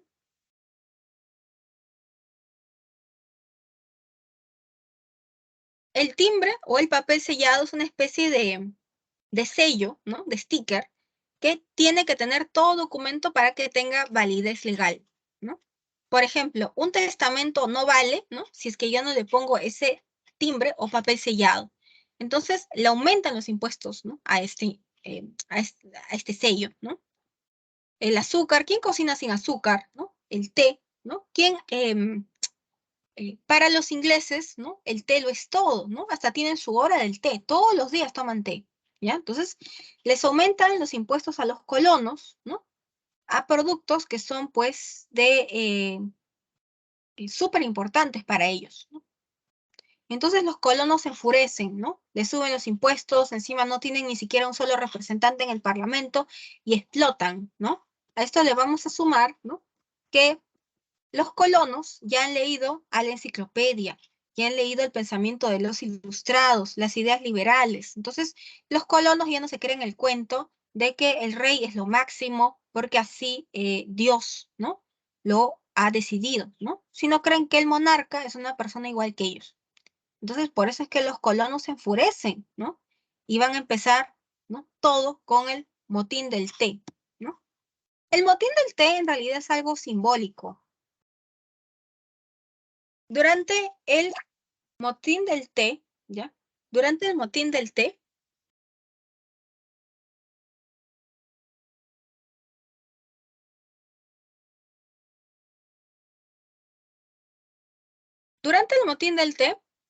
los colonos se van a disfrazar de aborígenes americanos, ¿no? Se ponen plumas en la cabeza y agarran, ¿no? Cajas llenas de té, ¿no? De un barco y las tiran al mar, ¿no? Y después queman el barco. Esto es algo simbólico, pero acá los colonos están diciendo que ya se hartaron de su metrópoli, que no van a pagar ni un solo impuesto. Es más, los colonos rompen relaciones comerciales con su metrópoli, ¿no? Y es en este contexto que se da el primer Congreso de Filadelfia, ¿no? Se rompen relaciones comerciales, los colonos, ¿no? Ya no compran ningún producto inglés para boicotear a los ingleses, ¿ya? Después, los colonos, ¿no? Con este segundo Congreso de Filadelfia, ¿no? Van a empezar a hacer la guerra, ¿no? De milicias, ¿no? O sea, los colonos solamente son milicias, ¿ya? Que se van a enfrentar a las tropas del ejército profesional, ¿ya? Inglés, que es enviado por el mismísimo rey Jorge III de Inglaterra, ¿ya? Entonces, acá vamos a tener a George Washington como jefe de las milicias, ¿no? Entonces, prácticamente es David contra Goliat, ¿no? Y no sé si han visto la película El Patriota de Mel Gibson. ¿Han visto esa película? La película El Patriota de Mel Gibson narra un poco, ¿no? El contexto de la independencia de las 13 colonias, ¿no? Es una película de los años 90, ¿no? Bien, bien chévere, ¿no? Que narra, ¿no? Este contexto. Entonces, el 4 de julio de 1776, los colonos declaran su independencia, ¿no? Declaran su independencia. Pero cuando declaran su independencia, los colonos no se están dando cuenta que Jorge III no los va a dejar ir tan fácilmente, ¿no? Jorge III sigue enviando su ejército profesional y a pesar que los colonos van a tener pequeñas victorias, ¿no? En Saratoga, por ejemplo, ¿no? Ellos no van a poder consolidar su independencia mientras no tengan más refuerzos, más apoyo. Entonces, los principales líderes de esta independencia de las 13 colonias, Thomas Jefferson, ¿no? Lo que va a hacer, ¿no? Es transar políticamente con los franceses. Y los franceses, para golpear a Inglaterra, ¿no? Van a enviar felices un ejército profesional desde Francia para que apoye a los colonos, al mando del general francés Lafayette. Y gracias al apoyo francés es que las 13 colonias van a lograr su independencia, ¿ya? Entonces, finalmente en Yorktown, ¿no? Es en donde Jorge III, ¿no? Las tropas inglesas pierden definitivamente y 2 años después Jorge III ya se va a ver obligado, ¿no? Ya a firmar, ¿no? A reconocer, mejor dicho, la independencia de Estados Unidos por parte de las 13 colonias, ¿no? Perdón, claro, a reconocer la independencia, ¿no? De Estados Unidos, ¿no? ¿Ya? Por parte, obviamente, de los ingleses. Se dice que Jorge III casi se vuelve loco luego de la independencia de estas 13 colonias, ¿no? Y si se dan cuenta, la independencia de las 13 colonias marca, pues, un antes y un después. Marca la independencia de las 13 colonias, ¿no? Significa, ¿no? Que por primera vez en el mundo, una colonia se ha independizado de su metrópoli, algo que se veía impensable, ¿no? Y es más, ¿no? Es la puesta en práctica de las ideas ilustradas, ¿no? Entonces, acá, pues, los ilustrados, los liberales, se dan cuenta, ¿no? Que las ideas ilustradas se pueden plasmar a la realidad, ¿no?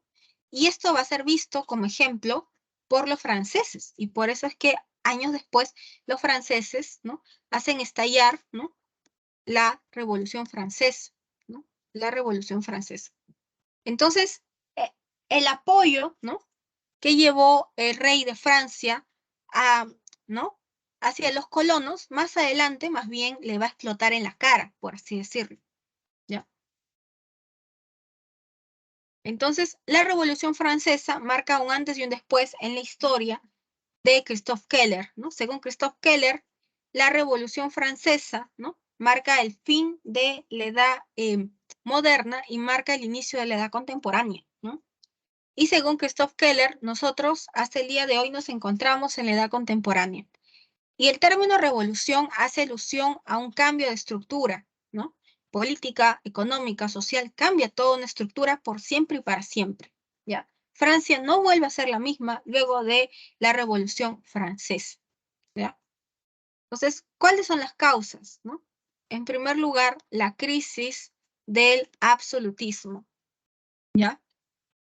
El absolutismo, ¿no?, ha sido duramente criticado por los ilustrados, ¿no? Los ilustrados critican este poder, ¿no?, del rey, ¿no? Han criticado duramente, la gente ya ha leído la enciclopedia y la gente pues ya no se come el cuento que el monarca es lo máximo y que gobierna por designio divino, ¿ya? Después, hay una gran crisis económica francesa que ha sido agudizada, ¿no?, debido a las guerras en las que se ha metido Francia, ¿no? Francia se ha metido en guerras con Inglaterra, encima apoyó a los colonos para la independencia de las 13 colonias, ¿no?, que aparentemente estaba bien, ¿no? Aparentemente estaba bien, ¿ya? Pero la independencia de las 13 colonias, ¿no?, va a ser pues que va a servir, ¿no?, después a los franceses de ejemplo para que le den, para que hagan lo mismo en Francia, ¿no? Entonces, a la larga termina siendo contraproducente para el rey de Francia, porque acaba sin cabeza, ¿no? Acaba guillotinado, ¿ya? Y por último vamos a tener los gastos, el despilfarro, ¿qué significa Versalles, no? Mantener a los nobles de Versalles es carísimo, mantener a la nobleza, a sus familias es carísimo, ¿ya? Y Francia ya no tiene presupuesto para esto, ¿ya? Hay una desigualdad entre estamentos. Una cosa, ¿no? La sociedad francesa es bien jerárquica, a la cabeza de todo está la nobleza, ¿no? Después, el clero, y por último vamos a tener a la nobleza o estado llano o tercer estado, ¿no? El estado llano, ¿no?, está conformado por el pueblo, ¿no? El 90% de la población era el pueblo y eran los únicos que pagaban impuestos. La nobleza y el clero están completamente exonerados del pago de impuestos en esta época. Entonces es bien injusto que los pobres trabajen, ¿no?, para mantener los lujos de Versalles, ¿no? Y a esto le vamos a sumar la crisis del trigo. En esta época va a haber pues una fuerte crisis del medio ambiente. Y esto va a hacer, ¿no?, que las cosechas se echen a perder, ¿ya? Porque empiezan a haber sequías en Francia. Entonces, se pierde el trigo. Y con el trigo, ¿no?, se saca el pan, ¿no? Entonces, ya no va a haber pan para la gente no va a tener que comer, ¿no? Encima hay crisis económica. Entonces, parece que es terrible la situación de Francia en esta época. Y por último, ¿no?, tenemos, ¿no?, las ideas ilustradas que están en relación, ¿no?, con la crítica al absolutismo, ¿no?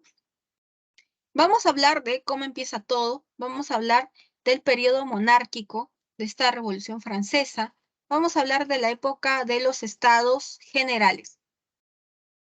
El rey Luis XVI manda a convocar una reunión de emergencia y convoca a los representantes de los 3 estamentos, a los representantes de la nobleza, el clero y el estado llano. Sí o sí tenía que haber una reforma tributaria, porque no había plata. El problema era quién iba a pagar esa reforma. La iba a pagar la nobleza, ¿no? La iba a pagar el clero, la iba a pagar el pueblo como siempre, ¿no? ¿Qué iba a pasar? La nobleza y el clero van a querer, ¿no?, que la votación, ¿no?, se dé por estamentos. Es decir, un voto nobleza, un voto clero y un voto el pueblo. Entonces, si se daba de esa manera, obviamente iba a ganar la nobleza y el clero. Y la nobleza y el clero no querían pagar impuestos. Y la propuesta del tercer estado o estado llano era que se vote por cabeza. Y los asambleístas, ¿no?, del tercer estado o estado llano eran más de 500 personas. Entonces, si la votación se daba por cabeza, definitivamente iba a ganar la propuesta del estado llano. Y el estado llano lo que quería era que los nobles y el clero se pongan a trabajar y paguen sus impuestos, que era lo justo en realidad.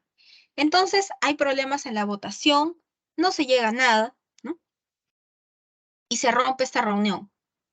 Y ahora vamos a hablar de la Asamblea Nacional.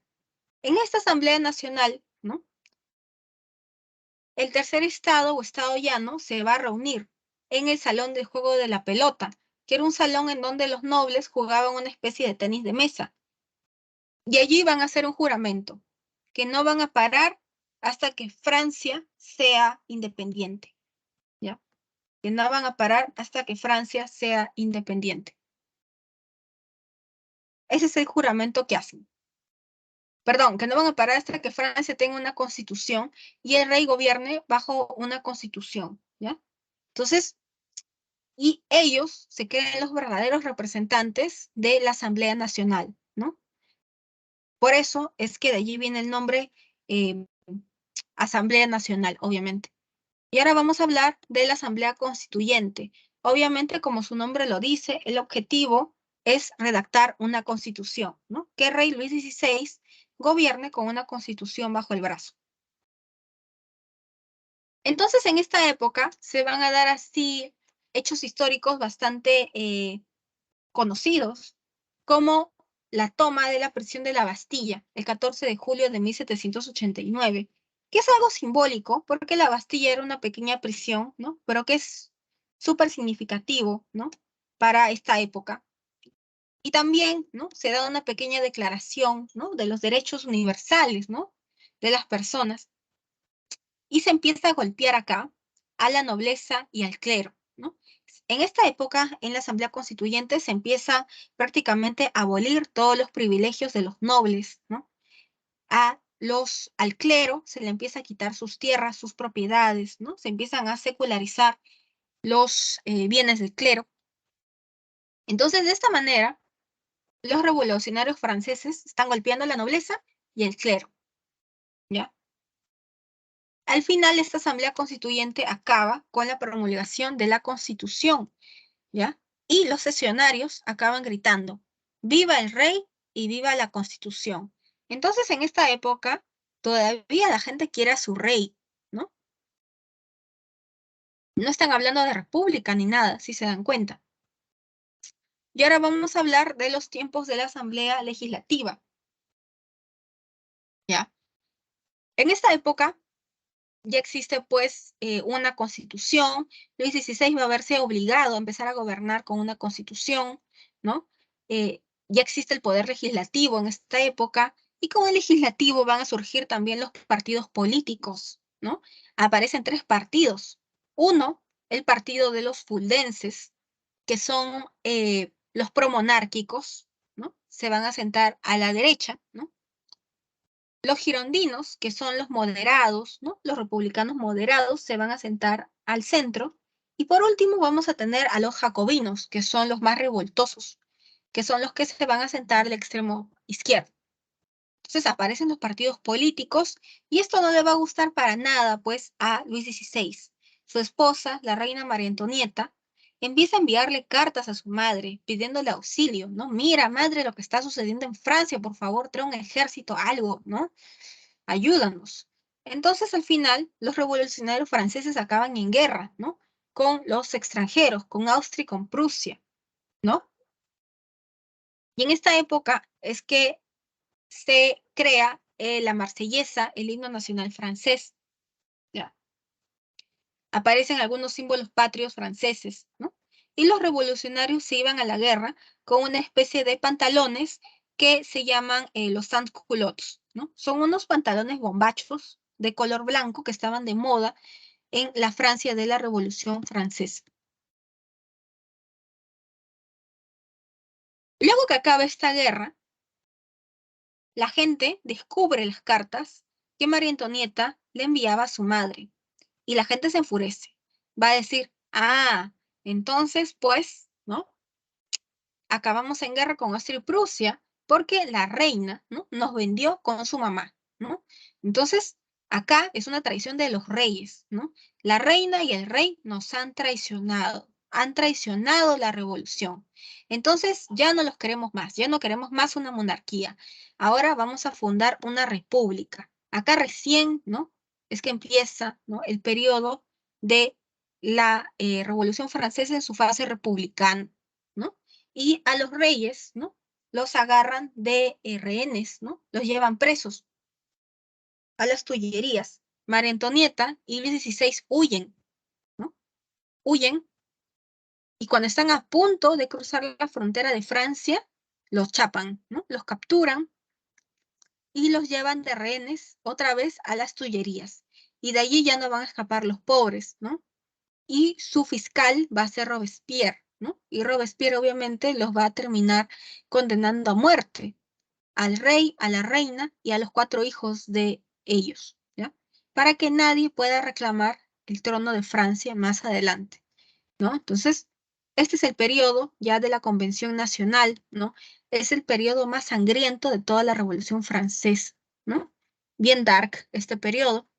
Al gobierno de Robespierre se le va a conocer como el gobierno del terror. Él va a instalar una especie de comités de salud pública, ¿no? Que de salud no tenían nada.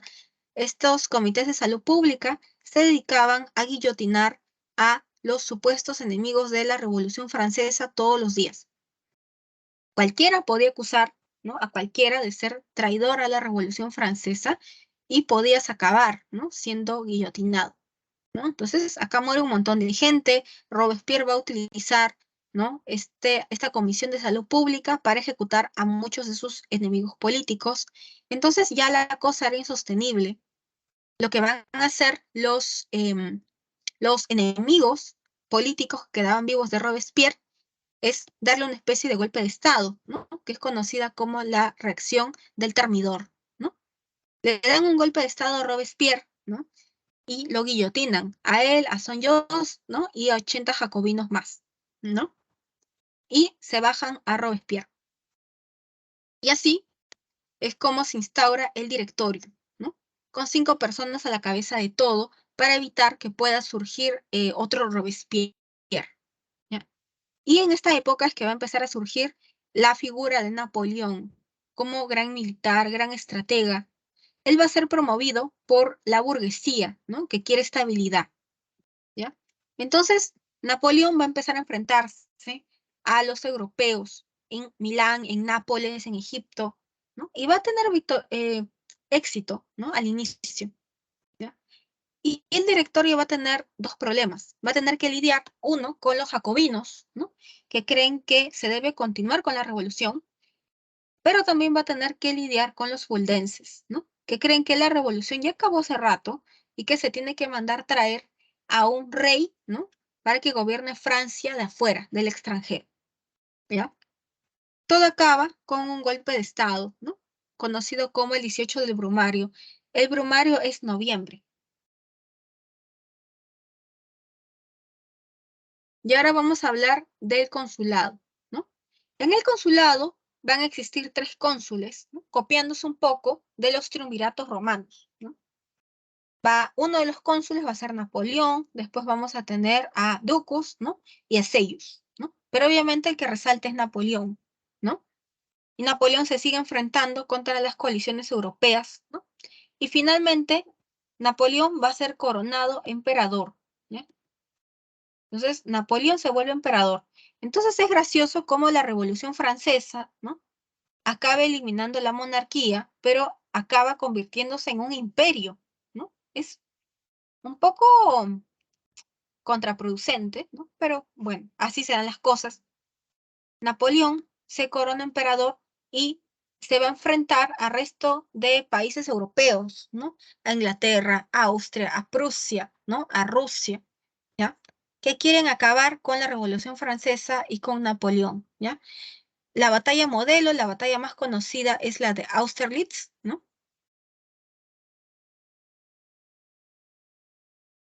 Y Napoleón va a emprender una campaña contra Rusia, campaña que va a fracasar rotundamente, ¿no?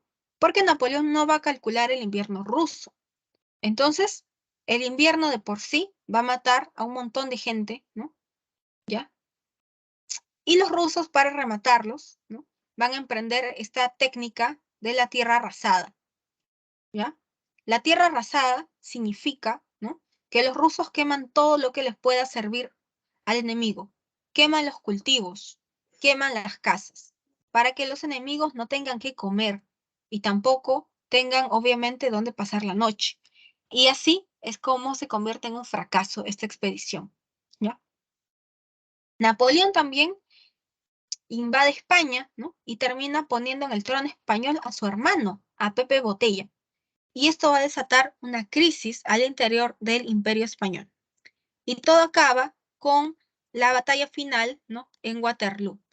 Y en Waterloo van a llevar preso a Napoleón a la isla de Santa Elena y allí va a morir, ¿no? Ya 8 años después. Y ahora vamos a hablar de la restauración europea, ¿no? Obviamente la restauración europea, ¿no? Es para restaurar el orden establecido. Una cosa es la Francia con Napoleón y otra cosa es la Francia sin Napoleón, ¿no? Muerto Napoleón, las grandes potencias europeas se van a reunir en el Congreso de Viena, ¿no? Se reúnen estos regímenes súper conservadores, ¿no? Que están súper a favor del antiguo régimen, ¿no? Súper a favor del absolutismo, ¿no? Entonces, en el Congreso de Viena se reúne Inglaterra, Austria, Prusia, Rusia, ¿no? Y dicen, bueno, vamos a impedir, ¿no? Que otra revolución similar a la francesa estalle en Europa, ¿no? Vamos a impedir el avance de las ideas liberales, de las ideas ilustradas, ¿ya? Vamos a mantener el status quo en Europa. Ese es el objetivo del Congreso de Viena. En lugar de pelearnos entre nosotros, vamos a resolver todos los problemas que tengamos a través de la diplomacia, ¿no? Y mejor vamos a repartirnos Europa entre nosotros en lugar de pelearnos, ¿no? Y finalmente la Santa Alianza va a tener, pues, la Santa Alianza en realidad es como la ejecución del acuerdo, ¿no? Que ya se hizo en el Congreso de Viena, ¿no? Es principalmente una alianza militar, ¿no? Principalmente es una alianza militar, ¿no? Si en algún lugar estalla una revolución liberal, la Santa Alianza va a sofocarla, ¿no? Para mantener el status quo, ¿ya? Y ahora vamos a hablar de la primera revolución industrial, que si se dan cuenta, estalla en el siglo XVIII, ¿no? En este siglo de las luces, época de gran desarrollo científico, ¿no? La revolución industrial nace en el agro, nace en Inglaterra, nace en el campo, aunque ustedes no lo crean. Las primeras máquinas, ¿no? La máquina a vapor, las máquinas de telares, ¿no? Nacen en el agro para mejorar la productividad del agro, ¿ya? Entonces el origen es el agro, solo que después ya las grandes fábricas se empiezan a construir en la ciudad. Y en la ciudad, los burgueses, que son los que ahora tienen el poder, ¿no?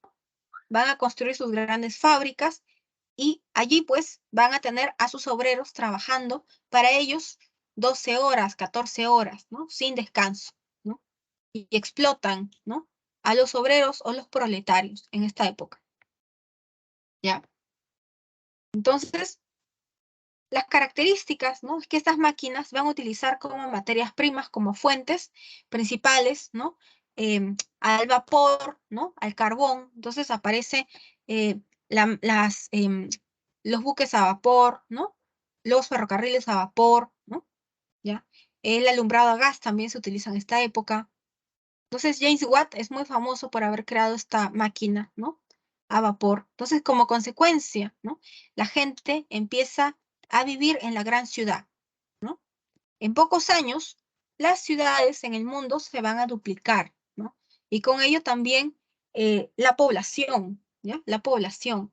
Porque este surgimiento de las máquinas, ¿no? De nueva tecnología, van a mejorar la calidad de vida de la gente. Entonces ahora la gente vive más años, vive más tiempo gracias a este desarrollo de la ciencia y la tecnología. Entonces, viven en grandes ciudades y aparecen las grandes ciudades hasta en el Asia, ¿no? En América, ¿no? En Oceanía también aparecen grandes ciudades, ¿ya? Y, por supuesto, hay explotación laboral, ¿no? ¿Ya? Los niños y las mujeres son los que peor la pasan en esta época, ¿no? Se les paga una miseria, ¿no?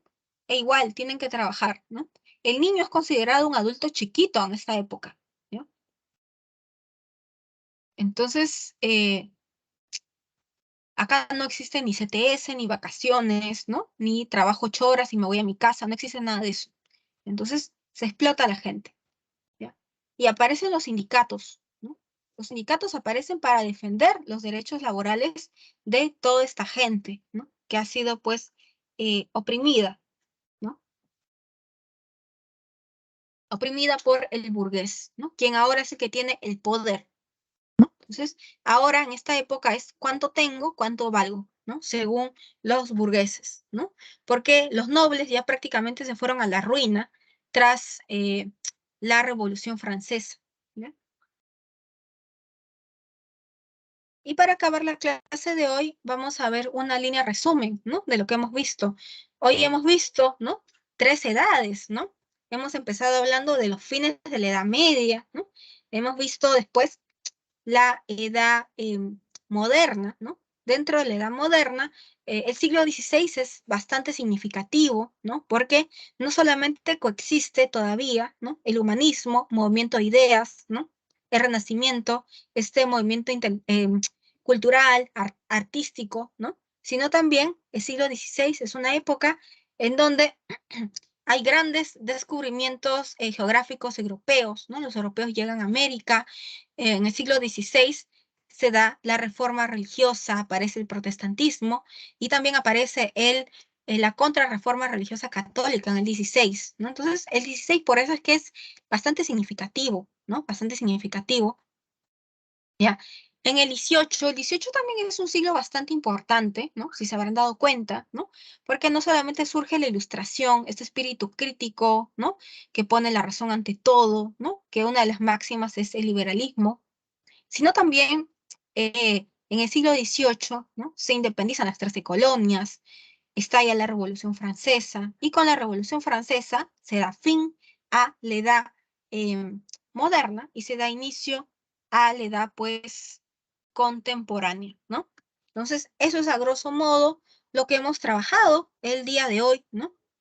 Y ahora les dejo las claves y con esto estamos acabando la sesión de hoy, ¿ya?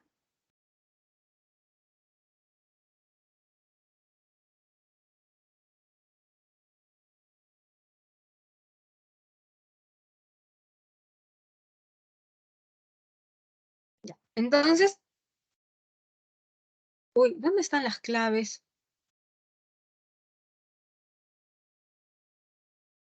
A ver un ratito ya. Acá están las claves. Ya, acá están las claves, ¿ya? La 1 es la A de avión, la 2 es la C de casa, la 3 es la D de dedo, la 4 es la A de avión y la 5 es la B de beso. Lo voy a poner en el chat, ¿ya? Lo voy a poner en el chat. Ah, no, ¿verdad que no hay chat? Ay, ya bueno, pero ahí tienen las claves, ¿ya? Acá en la pantalla, ¿ya? 1A, 2C, 3D, 4A, 5B. Ahora sí, cuídense y nos vemos la siguiente semana. Hasta luego, profesora. Hasta Chao, luego, cuídate. Chao, cuídense, Gracias, cuídense. profesora. Cuídense y estudien bastante para que ingresen más marcos. ¿Ya? Chao, cuídense.